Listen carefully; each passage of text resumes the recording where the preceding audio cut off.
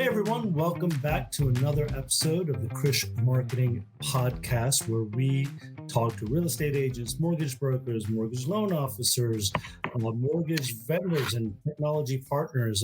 CEOs and founders from all over the place. If you haven't tuned in, visit Spotify or YouTube to catch up on the latest episodes. So today, we've got a very special guest. Every guest is special, but this one has a kind of a sentimental special because I've known this young man for many moons. We have Nanda Ragala. He's an award-winning, record-setting, and community-building real estate professional based out of, I believe, Mount Pleasant, South Carolina. But I believe he supports a number of states around him, as well as Georgia, where I hail from. Nanda and I have had, I don't know, maybe a 20-year friendship, but, on and off, right? Like, we went to college together at Georgia State University back in, I don't know, we want to tell everyone our age, but back in, That's a secret. Was it early 2000s, let's just say. So a very long time ago. I think we all kind of went our separate ways after college. I think I ran into you one time when I was doing some childhood cancer awareness stuff back in Atlanta. And then randomly through maybe LinkedIn or social media, I think we were always friends. Yeah, we were always Facebook or and we keep up with everyone's lives on social media. And one day I went from real estate marketing to mortgage, and then I started seeing all these posts on maybe Facebook and LinkedIn at the time of Nanda really starting his real estate business. And I think it was at the beginning of your business. Yeah, that was my first, literally the third or fourth month I moved into the business. Oh, really? And so you're with Coldwell Bankers today, right? Yeah, since day one. Since day one? So you're day one, or you're not one of those realtors that hops? About 6.5 years into it now. So it will be 7 in July. Yeah. So I remember, so you and I grabbed lunch probably around that time, you said 6.5 so years ago.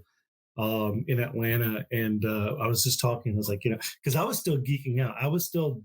Maybe I was a little jealous, Nanda, that like you were in real estate, and I had left real estate and gone into mortgage. But they both go hand in hand. They truly. You had to fill the spaces. You left, so I had to fill the spots. It is. You can't really have one without the other. Maybe you could do a cash refi, refi without a real estate agent, but you can also have a real estate agent that can have a cash buyer, right? So, but most transactions require the two.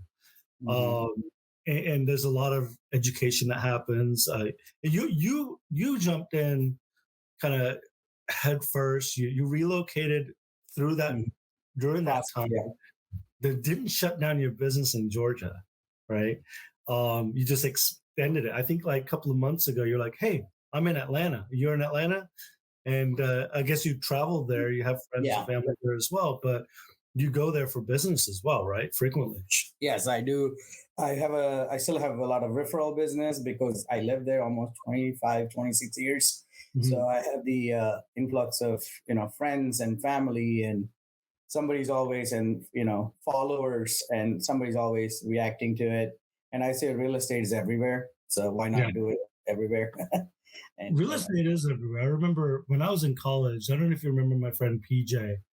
PJ and I, we used to read a lot of these success books, right? And I think the first one I borrowed from him actually was that Robert Kiyosaki. Remember the Rich Dad? Rich Dad Poor Dad. And I remember reading that, and and I was probably, to admit, like maybe 21 years old at the time, 2021. And I remember reading it, and I'm like, well, how much does this apply to me? Right. Since then, I've read it a couple of times, probably in the last 10 years, probably read it once or twice.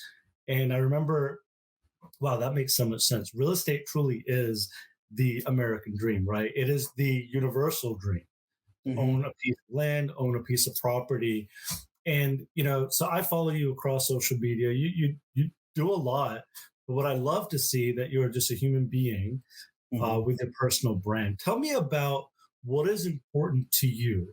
And I know this wasn't one of the prep questions, but it's it's okay. Well, tell me a little bit about let's take a step back. not just through social media, but through your community and friendships, how you've built that sticky effect, right? Now, you do post it on social media, you go play golf, whatever, but what is it about you in your personal community that people are attracted to? What's the law of attraction for you? The law of attraction is very simple. It's uh, growing up. My dad said something very simple. He said, "Service to humanity, service to God." So I took Mhm. it. I think I took it seriously too, very, very Sure. seriously, and I just keep doing things in the community, but not expecting anything. There is no Mhm. expectation. The expectation is, am I happy? Am I making people happy? And that's all mattered, because Gotcha. everything else worked by itself and seemed into the process. So that's where it all started. And I Mhm. think when I was younger, I would do it, but I was doing it in extremes where I wasn't focused on myself. So Right. as I was growing up, I realized, I do this, but I have to focus on myself because I have to grow. My family has to grow, and the things that I have to grow around myself too.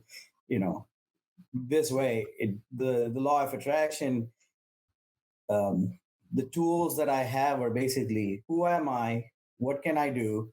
What can I Mhm. make? How can I make people happy? Simple. Gotcha. And that always retracted back to me in a form of business or fun or just, simple smile. So, Yeah. We have a loan officer at Kind that she's actually based out of Atlanta. She a new branch that we launched, and she we just had this event out in Atlanta a couple of 2 weeks ago or so, yeah, and I saw it that. was called the Mindset Event, right? And it was like, okay, everyone has these events and talks about all these crazy, things, right? Or like, hey, give me your business and whatever. And there's got to be an authentic side to Yeah. events, right? You would agree that if you, Nanda, if you had the opportunity to go to three different events, you're going to pick the one that provides you the most Hmm. utility and most tools. And so that's what we did. And it was about building authentic relationships. Sure. And that's one thing when I look at your social media, and you don't have a gajillion followers or whatever, but what you do post is authentic, right? And hey, I'm out, at the driving range with a couple of my buddies, whether they're realtors, whether they're past clients, Mhm. whether they're potential prospects, consumers, whatever, right? And and oftentimes, and I think you would agree here, there is no intention or staple on the interaction to do business, Hmm. right? It's about being authentic and building this Yeah. relationship.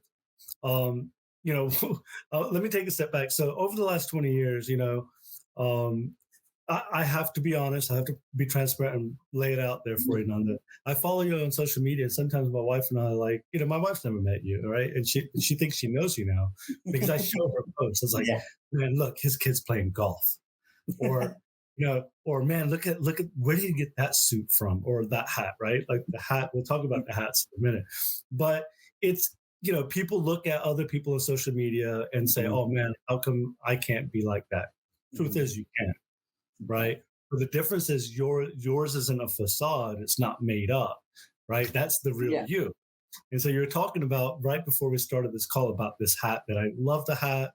I just don't do hats as well as you. I do a lot of ball caps, but tell us about your hat as being now becoming part of your personal brand, which that I didn't Yeah. even know. Yeah. So it's funny. It all started. Obviously, I was grooming my hair, and it's not in the best shape of the years. So I said I need to put something on that makes create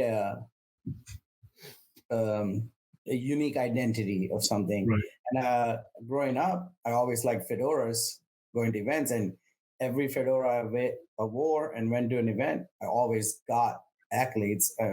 People were like, "Oh wow," And it was nothing great. I didn't spend hundreds of dollars. It was just very simple. It might be like Yeah. 20, 30, 40, $50. But the thing is, it worked out in the event and everywhere I go, and it just worked out. And I use that. And so when I do my closings now, I always wear a hat because I tell my clients in the beginning, I wear many hats because I might Mhm. be a realtor, but I can guide you in many other things, not just as a realtor, in whatever aspect I can help you. If you Sure. talk, I can switch the hat and give you the advice or maybe guide you. It might not be great, but it will maybe give you some kind of an idea of what you need to do next. I love Big, simple facts like mortgage lenders tell my clients, don't go buy things. I'm like, Mhm. let me put my hat on. I'm not a lender, but I'm your friend. I can tell you, do not go spend on things that you don't need to because you can't afford the house. Like, you can't. You have to follow the process, but the clients don't know all of it because it's not Mhm. their job. But I have so many hats. I can flip a hat on the coin and say, okay, I can be, I'm not your psychiatrist, but I'm your realtor, so I can help you with that. That's what I That's always say at the starting. That's my first meeting with them. So then they understand. Then I always go to the closings with so my, that's your tagline, right? I wear yeah, many hats. You're a yeah. realtor that wears many I hats. actually made a video the other day. It's coming soon, so Oh, we'll good. see. I can't wait. Yeah. And I'm glad you mentioned that. I'm glad I asked because that is one fond memory I have that you've always worn hats. And Yep. I don't know if now, looking back, I don't know if they were actually my memories or looking at them on social media. But, since over the last 7 years, right, we've both started new industries. So I started Mhm. mortgage, you started real estate. We both got married. We both have boys or children.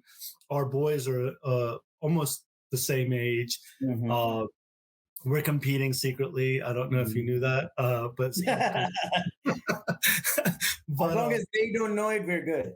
yeah, and we got to get the boys together at some point, play golf. Obviously, you My and kid I, is super competitive, and yeah, he's you and I play golf. I guarantee you are 99.9 times better than I am. But it. I guess it comes with the territory, right? Mortgage, yeah. real estate. For whatever reason, there's a lot of charity tournaments. But there was something interesting. Is now you live in Mount Pleasant. For those of you that are listening on the West Coast or anywhere else, Yeah. Mount Pleasant is really close to Charleston, South Carolina, and the fedoras and the hats really do fit in well, right? It's a southern charm, southern I thing. was the missing Yeah, puzzle I got fit in. So yeah, maybe the only other place you would see more hats is maybe New Orleans and Texas, where I'm at, with the cowboy hats. So, but that's pretty cool. So, real estate. So, tell us about how you got real estate. Like, what were you doing prior to real estate, and why did you pick real estate?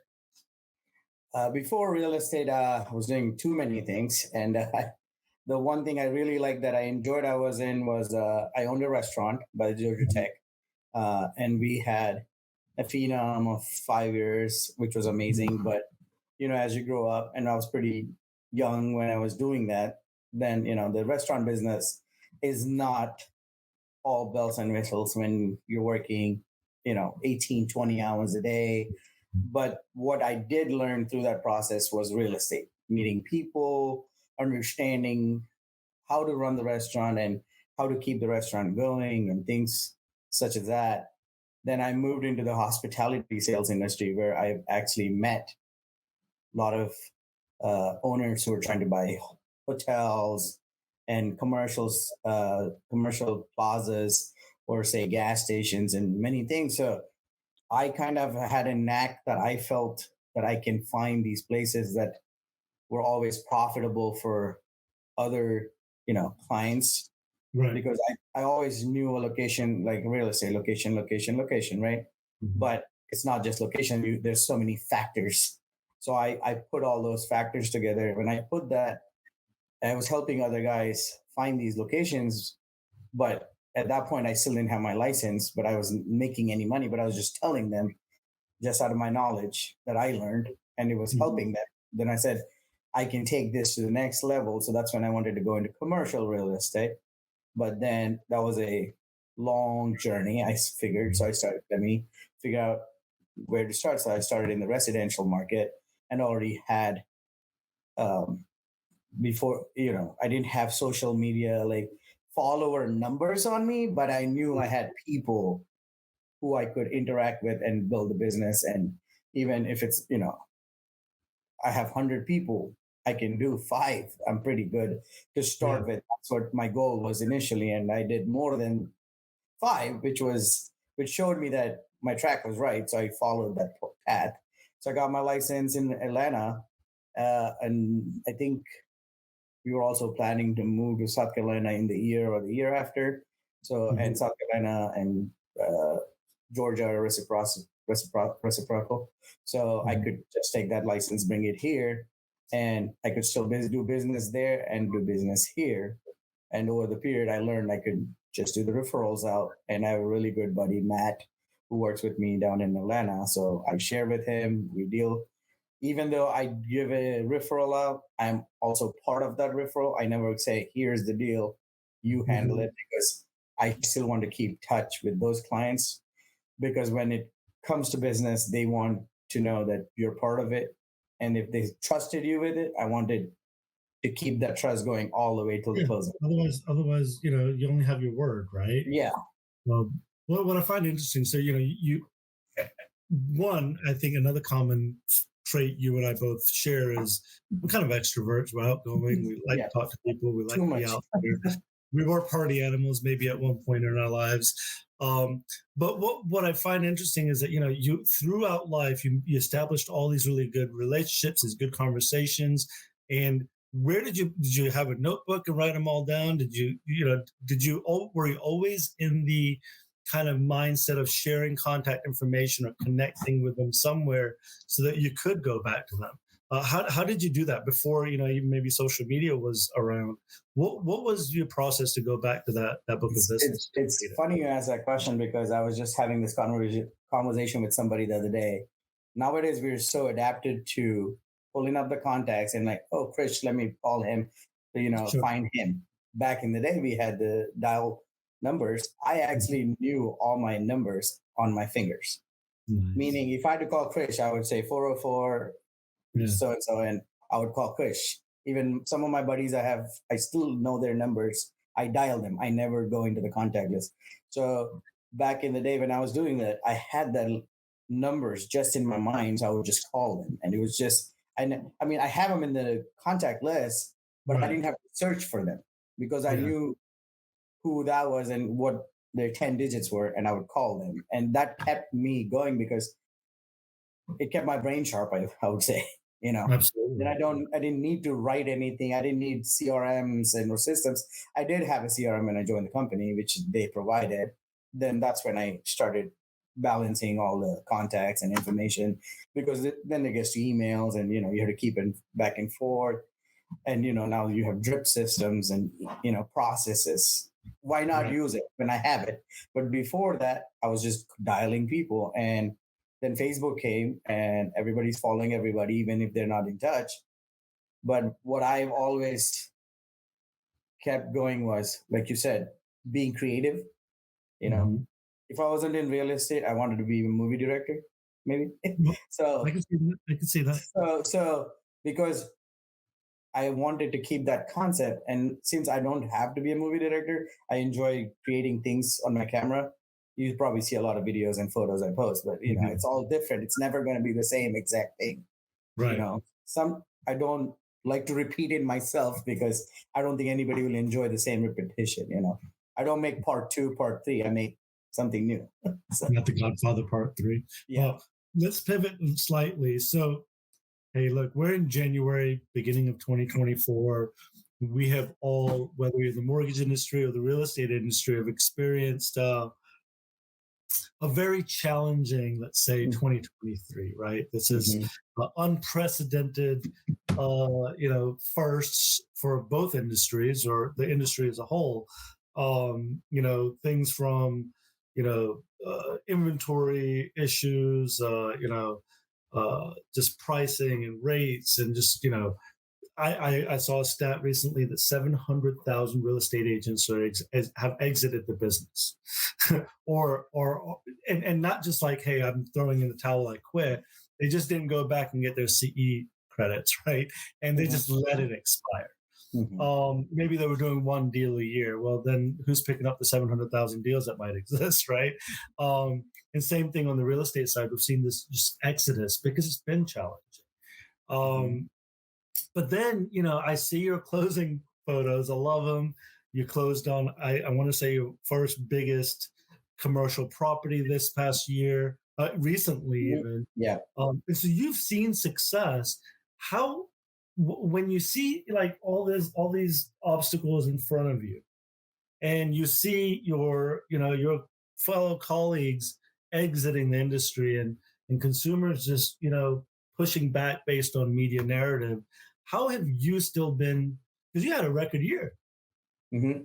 So tell me, what was different about what you did than what anyone else has been doing? Yeah, I think the key word is preparation. So when Mhm. I started seeing what was happening in end of 2022, everybody's Okay. like, "Oh, we had a great year," and when that things like that happen, you always have a mental aptitude. You say, "Is this going to continue the next year?" Mhm. Right? And I saw the changes coming Right. because in Charleston is right now. We did an economics summit meeting in our office yesterday. It was showing Charleston as the number one for population growth moving to Mhm. Charleston. So that saying that Charleston also doesn't have a lot of land left because we're Right. around water and whatever is there is going to be expensive when they try to come in. So, anyways, looking at that fact, I looked at if I'm not going to be able to sell, as there's not a lot of inventory, what can I sell? There is Mhm. inventory. There's new bills. So I Mhm. flip my concentration from just waiting for buyers to figure out. I was Mhm. guiding them towards new builds because there Right. was new builders said, "Hey, we're going to build all this because there's no other inventory anywhere. Let's Mhm. start Mhm. building." And they did. And I went and connected with all my different builders that are in the area, and just Mhm. kept in touch. And they kept sending, hey, we have national sales event. This, rates. We're gonna buy the rates down, or whatever the options were. But the clients don't know that because they're like, oh no, I want to buy a sec, Yeah. second home or whatever. I have money, but maybe I want to move by myself, but I can't afford it because if you were 40 minutes away from Charleston, you were spending 300, but if you're going to Mount Pleasant, you're spending 1 million. So Right. big difference. But at 1 million, your mortgage is going to be so high. Do you want to do that? But if there's a new builder, your mortgage might not be as high. So I was thinking about these factors in November of 2022. Mhm. And as we came in, and I was only marketing to buyers about new builds. Right. And if you see my posts or videos around 2022, beginning of 2022, 23, early 2023 was all about new builds and rates and things. That's what I saw because everybody else, I think, when I met and talked to the other agents, we were trying to see if we can find more inventory. We were like, oh, let's get more listings. But if there's nobody going to move anywhere because they have to spend more money to move anywhere, it Yeah. kind of I mean, it kind of played into my need to playbook. move, the need to move wasn't there, right? Yeah, So the need to move wasn't there. So I the kind of reasons worked into why, my yeah, the yeah, reasons why changed, right? yeah. Totally changed. And then, so what I hear you had to do, and I think you continue have to do, is Hmm. pivot, right? Yeah. Pivot to your model, have backup models, backup Hmm. plans, and the issue a lot of sales folks, whether you're a real estate agent, mortgage loan officer, the pipelines weren't there, right? Hmm. They focus so heavily on maybe the refi business or the right now business that they had nothing 3, 6, 9 months out. And new home buyers are new builds aren't just new home buyers; they're a Hmm. culmination of Yeah. second homeowners or trading up, or even sometimes first-time homebuyers. So it's a good mix. And it also sounds like you didn't sit behind your desk all day, No. right? You didn't sit behind your desk. You let the automation, marketing, whatever that's happening behind the scenes happen. But I remember when I got into real estate marketing, I was consulting. Then I was with a broker, and she said, "Well, typically, if agents, it was a boutique brokerage, right?" Mhm. I remember her saying, "She goes, well, if a real estate agent is sitting behind the desk, they're not making any money." because they're not out showing homes. Yeah. And loan officers the same thing, right? Loan officers aren't going out meeting with their realtors, or both of them combined are not going to those impact meetings or the Chamber of Commerce meetings and knowing what's happening inside that community. Then you're going to be lost, right? And so I love that you said that, because it does take time out of your day to dedicate to those relationship building as well. Yeah. Now you touched on marketing, and this is the Krish Marketing Podcast, right? Yeah. We love to talk marketing. And when you and I had a call a couple of weeks ago, and I was like, Nanda, I really want you on this podcast because, again, I love what you're doing.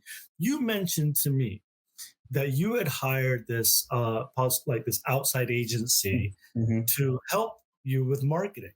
Tell us, and we're not going to spoil it for everyone. I'm not going to spoil it, and I like to talk, but give us your experience with that.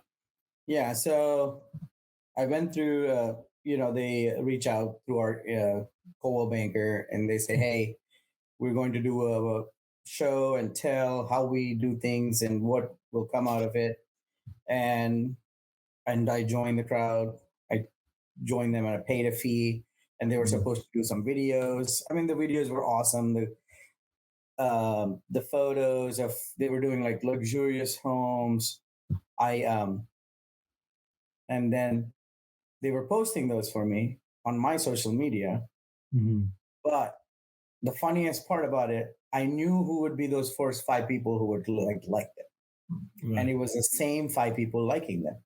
But they were not bringing any more newer clients or newer, not opening up to a newer variety or wider client base. That's what we're looking for, right? As a realtor, I'm like, if you're reaching out to the people, I know it doesn't help. I'm already doing that. I need help for you to reach the clients I can't reach, or I'm not able to reach. Or also sometimes maybe they're following somebody else. They don't know that I exist here, because in the social media world, everything is somehow controlled somewhere, right? If I don't pay for it, maybe I'm not reaching somebody. If I pay for it, I see the new clientele that I haven't reached in the last couple of years. So things like that. So, and the fact was, they were creating nice videos and information, but it was very generic, meaning they were running a video through a nice property, and I can do that. But the thing is, it was not telling a story of who I am, and not telling that whoever's following, not attracting them why I do what I do, like you asked in the first question. I want people to know why I do it, and I want people to know that I can do it, and I am doing it. So all these need to be shown either in the video format or picture format, because like we're going through millions of videos and photos Absolutely. Okay. And the span of that concentration is, if you go through TikTok or whatever, you stop at a video because you like it or you want to know more about it. It's Absolutely. The hook. We have to create those hooks. And, that's what I'm trying to do when I do my marketing. And that's what the company wasn't doing for me. And that was my key factor. You need to create those hooks to bring those clients to me, ask me a question, or just follow me for some, maybe I will help them in some format, and that works for me. I'm not trying to get all the clients, all the customers, because everybody knows every other real estate agent, and there's nothing wrong with that. There's your business, there's my business. We're all here to do the business. So absolutely. I think I love that you mentioned the hook, Nanda, because I was going to try to find a way to segue into this piece, but you did it for me. So thank you. But storytelling is what it's about. And we have a group of loan officers that I think combined probably have 15 million views on TikTok and millions of views on YouTube. I mean, it's crazy. And they're spread out between Arizona, Charlotte, and in Pensacola, Florida. And what's interesting about this group is we had 2 of the 3 they called the Lending Avengers, and I can't take any credit for what they do because they were doing this before they joined our company. And they got on stage at the Kind Mindset event recently, and they talked about stop the scroll, right? and they have something called a hook generator. So essentially, they created this thing where anyone, no matter what industry you're in, you put in some of these things, it's AI based, and will create the hook. It's like, this is your hook, right? This is Okay. how you stop the scroll. And and what I love about what they've done, and AI is solving a lot of issues and taking decisions out of human hands in some cases, but in this case, what's awesome about it is what they've managed to do, and they have this like I think twice a month webinar for anyone. It doesn't matter if you're in mortgage, real estate, whatever. Anyone that wants to figure it out. And what I like about that is we're at a point in our marketing journey as a human race, if you will, Mhm. that people want to be able to elaborate and share and not keep things a secret, right? Because if you don't share it, then somebody else will. And you want to be the source of good content, good information. And so when it comes to real estate, you're not, and I've seen your stuff, you're not just talking about real estate. You're not talking about these amazing accolades, which I do want to get into in a second, because I love not we're not about showboating ourselves, and Mhm. but but being able to step up on a ladder and build is super important in real estate because you can also end up one of the statistics that's Mhm. exiting the industry. So it's a clamoring fight. Um, but Nanda, you've heard of Grant Cardone, right? Yeah. Um, we had Grant Cardone on stage at our event in Orange County a couple of months ago, and he talked about, hey, like some of his crazy social media ideas that he's had, some of the things that he's gone out and said, and sometimes it's not well received, right? Like, you and I both know is like, hey, if you want to be known as the bullish kind of guy, which Grant isn't, but he has pioneered change Hmm. on how social media is done. And what you said exactly is the exact point that we're trying to make is you have to think and do outside the box because nobody want like the viral content is fun at first, Hmm. right? The first couple Yeah. of Taylor Swift and Jason Kelsey things we saw, okay, it was funny, right? There was Yeah. one yesterday. My wife is a Kelsey fan and Chiefs fan Yeah. now or something, and or sorry, she's a Taylor Swift fan, and she Yeah. sent me this video about the numbers. I don't know if you've seen it Mhm. yet, right? It's like, oh, did you know the song 22 came out in 2013 and it's 13 hours from Tokyo to Las Vegas where she's playing a concert before the Super Bowl. Like it's Taylor Swift's favorite number, all this stuff, right? And you can do all these number patterns. Well, the first one I watched, my wife sent was fun. Then I got on TikTok last night. I did the whole scroll. And I swear to God, there was like 20 other ones that people have replicated, all of which have hundreds of thousands of views. But the point I'm trying to make is when you are genuine and you're putting a little thought into your content, Mhm. you're the movie directors coming out in you. Mhm. That's what people are going to want to watch, and I Yeah. love that. Now, um, let's talk real quick about before we wrap up. Is you've won a ton of awards, and I'm super proud to call you my friend because I just love Thank seeing you. success. Tell us a little bit about some of these awards and what that means and how you use those to continue to build business. Yeah. So before you transition, I was saying I call it. So I was following the other, I guess say you could say movie stars, or I called it the Kardashian effect. Then I Yeah. changed it to the Nanda effect because the Kardashian effect was what I realized was when I was creating these videos. It's about keeping it genuine Mhm. and just be who you are because Yes. I don't need to sell the product. I am the product of doing something.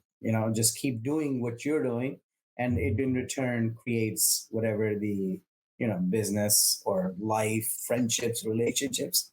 Because I'm not, it's not just a business for me. It's more of a motivation for me that I can create. And I always said, if I can show the world what I can do off camera, on camera, but if it makes them laugh, that's all matters. So, we see a lot of news, we see a lot of videos. We're like, okay, we see the, overly, like politics, and I don't want to be Mhm. part of that. I want to just take the mind off of people just to be like have a few moments of a laugh. So Absolutely.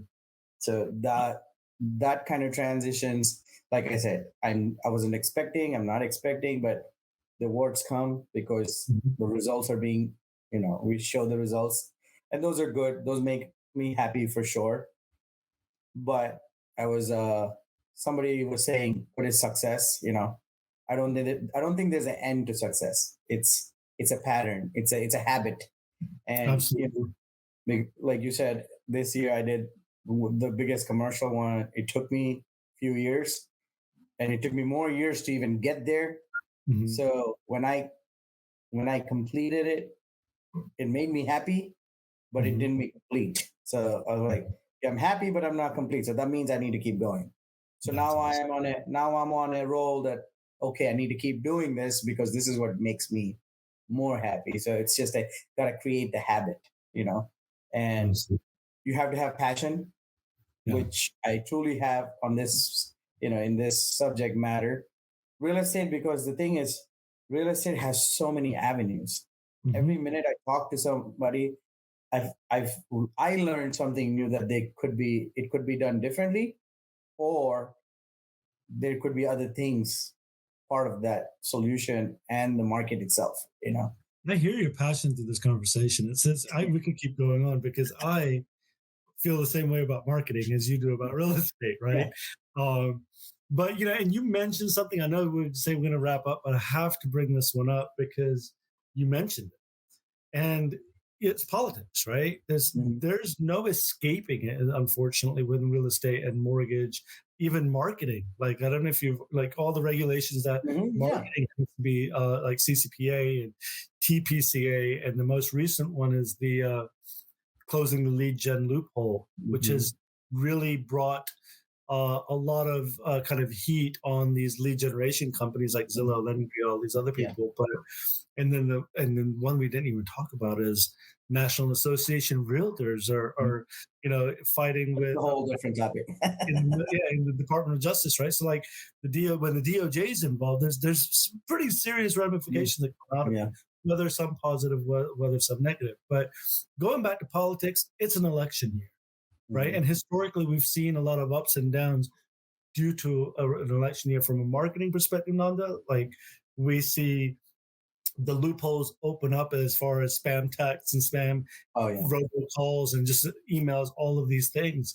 But the one piece of the politics side of it, and I think through storytelling, is how are you planning on, or do you even bother combating the narrative that exists with media on our industries, Hmm. right? The Yeah. negative So that comes out. What do you do?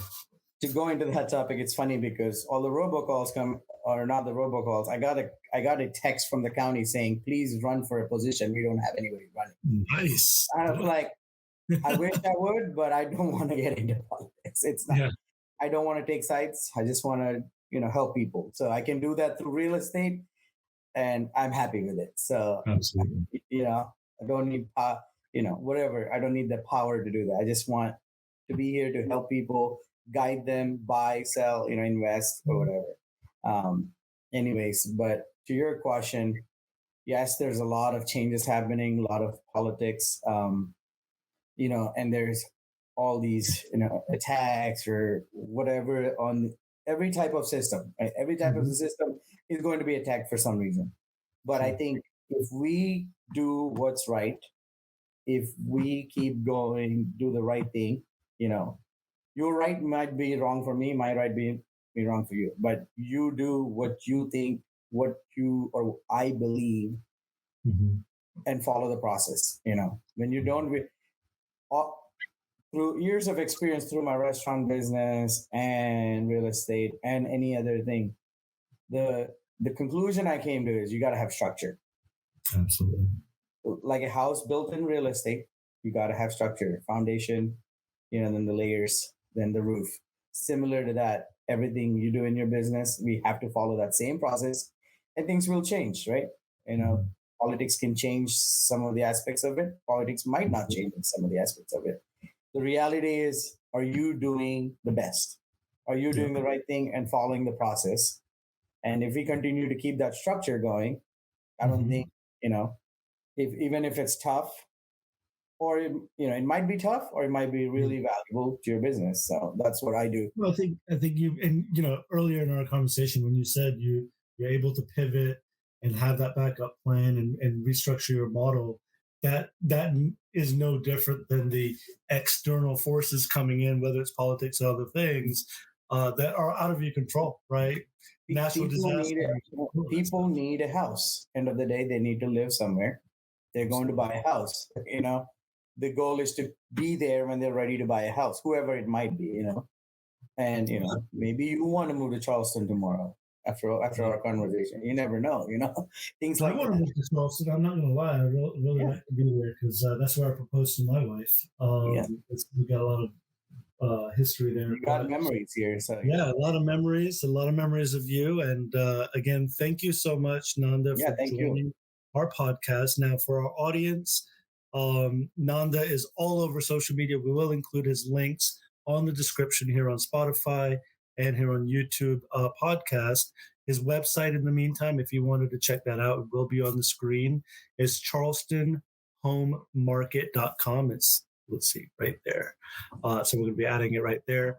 And then, again, Nanda, really wishing you much success for 2024. And for our Thank you. audience, realtors, builders, mortgage brokers, mortgage loan officers, any industry partner you're interested in joining the podcast as a guest for the future, as a future guest, we'll include the link on the bottom. And then, as always, we end our show, Nanda, with this famous tagline. We're going to get it up and start marketing it as well. And it's not the agent that wears many hats, but it's actually stay curious, keep marketing. So again, thank you, and Thank we you. look forward to having you again on soon.